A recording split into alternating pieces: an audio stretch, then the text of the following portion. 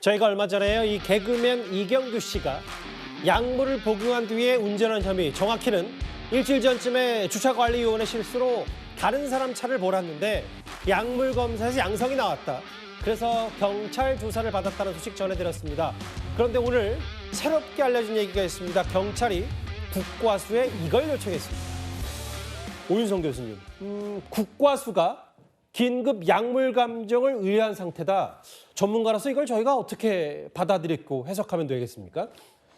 일단 이제 이경규 씨 같은 경우는 자기가 이제 그 평소에 병원으로부터 처방받은 그 약물을 복용한 것이다 이렇게 이제 주장을 했고요. 예. 사실 이제 그 당시에 그 약물 검사에 대해서는 그 순순히 응했습니다. 예. 그런데 이제 중요한 것이 지금 병원에서 처방받은 약물을 그 본인이 복용을 했다 하더라도 예. 중요한 것은 정상적인 운전을 갖다가 할 수 없는 상태냐 아니냐에 따라서 그건 처벌이 가능하다는 것이죠. 아무리 처방을 받았다고 하더라도. 그렇습니다. 그러니까 그거는 이제 본인이 판단을 해야 될 그런 문제인데 예. 이 도로교통법 44조 1항 그리고 이제 148조 2에 보게 되면 예. 그러한 그 여러 가지 그 규정들이 나와 있단 말입니다. 그래서 지금 이제 경찰의 입장에서는 약물을 그 복용한 것은 사실이다. 그러면 과연 이것이 어느 정도인가를 갖다가 알기 위해서는 여러 가지 뭐 이 CCTV에 나와 있는 것 또 진술하는 사람들의 어떤 진술 이것을 종합적으로 판단을 하기 위해서 예. 이번에 국립과학수사연구원에 약물 감정을 의뢰를 했다라고 이제 발표를 한 것이죠. 오윤성 교수님, 그러면 그 얘기는 해석을 해보자면 어떤 약물인지는 뭐 이경규 씨가 처방을 받았다고 하니까 본인 지병 관련해서 약물의 그 형태와 어떤 약물인지보다 얼마나 빈번하고 많은 양을 복용했느냐 이걸 지금 국과수가 들여다보겠다 이렇게 해석하면 되는 거예요? 예, 그렇습니다. 그러니까 이제 지금 뭐 이 본인의 주장을 갖다가 그대로 이제 수용하는 것은 일단 확인을 해야 될 그런 사안이기 때문에 예. 지금 이제 어떤 사항이냐 그러면은 이 내사 단계, 즉 예. 다시 말해서 정식 입건을 하지 않고 조사를 예. 하는 단계입니다.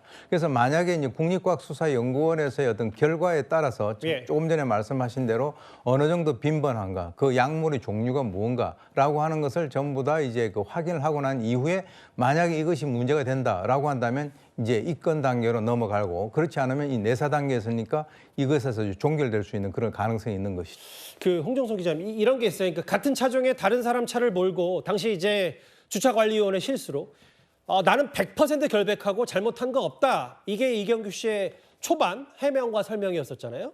네, 오늘도 연락을 해봤는데 마찬가지입니다. 뭐냐 하면 예. 이제 그 전날 녹화가 좀 길어지면서 몸이 좋지 않았고 그래서 일요일인데 예. 병원을 찾아서 근데 감기가 심하니까 병원에서 링거도 맞춰줬다고 하더라고요. 예. 그래서 링거 맞고 그리고 이제 약 처방을 해줬고 그래서 약국에 가서 그 처방전을 가지고 약을 구매를 한 겁니다.